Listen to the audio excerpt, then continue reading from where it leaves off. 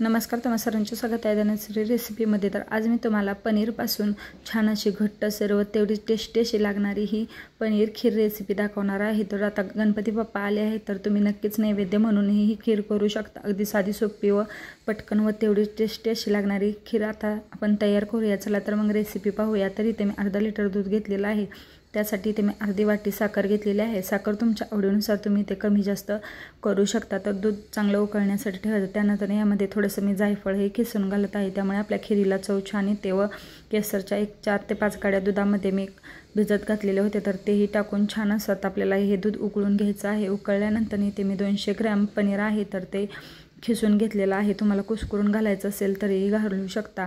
तर ते टाकून छान असं आता दूध आपल्याला उकळण्यासाठी ठेवायचं। तर आता आपण तडका करूया। तर तडका पॅनमध्ये मी ते 3 चमचे तूप घेतलेलं आहे। तूप तापलं की त्यामध्ये आवडीनुसार ड्रायफ्रूट घेऊन ड्रायफ्रूटही छान तुपामध्ये भाजून घ्यायचे, म्हणजे आपल्या खीरीला एक छान अशी चव येते। तर खमंग अशी ही झालेली आपली ड्रायफ्रूटची जी फोडणी आहे, तर ते आपण उकळून घेतलेल्या पनीरच्या दुधामध्ये छान अशी टाकून घ्यायची व उकळण्यासाठी ठेवायचं। तर तयार झाली झटपट बनणारी व तेवढीच टेस्टी अशी लागणारी ही पनीरची खीर। तुम्ही लहान मुलांनाही आवडीने देऊ शकता, तेही आवडीने खातील व पौष्टिकही आहे। तर नक्कीच ही खीर ट्राय करून पाहावं, कशी झाली ते मला सांगायला विसरू नका। व अशाच माझ्या नवनवीन साध्या सोप्या रेसिपी पाहण्यासाठी धनश्री रेसिपी या चॅनेलला नक्की सबस्क्राईब करा।